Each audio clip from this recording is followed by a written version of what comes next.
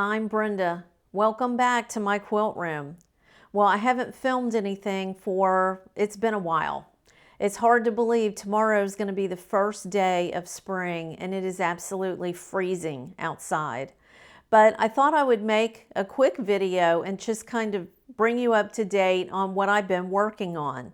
So let's get into it. The quilt behind me that you see, this is called Pinwheel Picnic. Now it's a pattern from Missouri Star Quilt Company, and I've been wanting to make this one for a long time, and I paid for and downloaded this off the internet, and I really like it. The one that they did in their tutorial, they used a white background with their fabric line.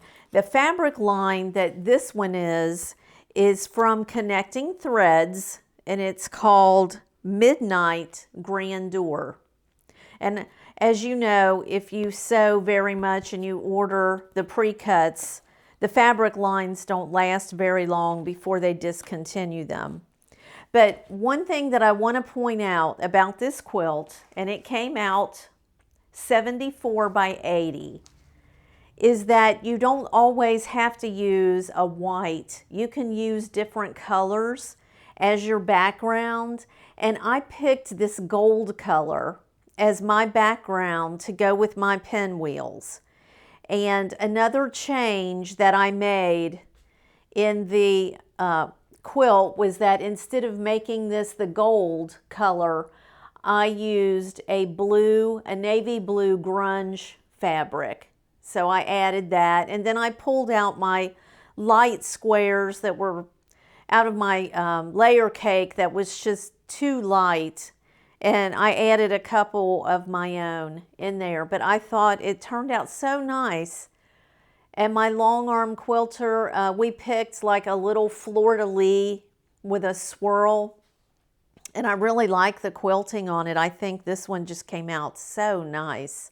So this is one of the quilts that I've completed so far since January. I did do another one from Missouri Star, and I'll show that to you after I get that one back. Now, along with the quilt, as you know, if you follow me, I hate to waste. And so I had a couple of pinwheels left over, and I chopped up some of the rest of the squares that I didn't use, and I made some pillow shams to go with the quilt when I have it on the bed. So there's that. Then this one, along with, I'm still working on memory quilts. This is one of 3, and I'll hold it up as high as I can. I'm short.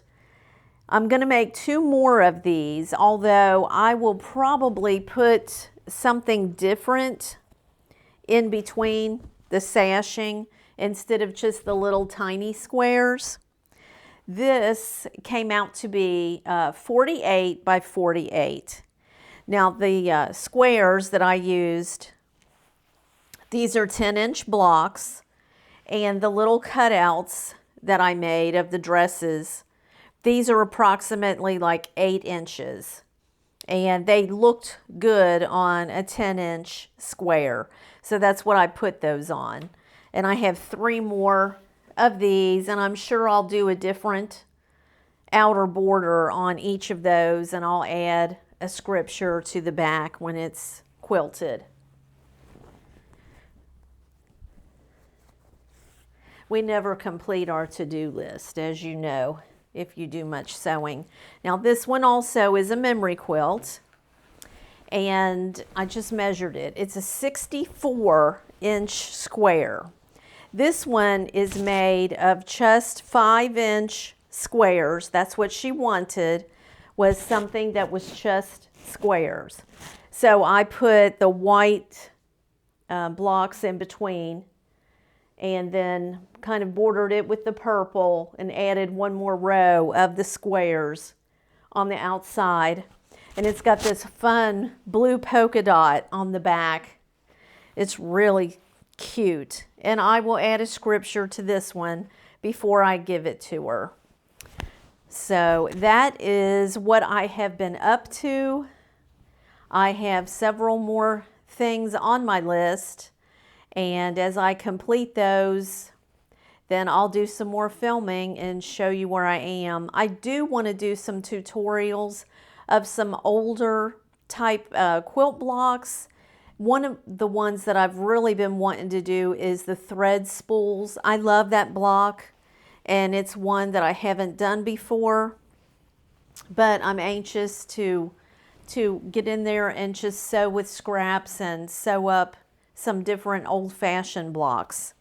And that's all I have for now. So until we film again, we'll see you later. Bye.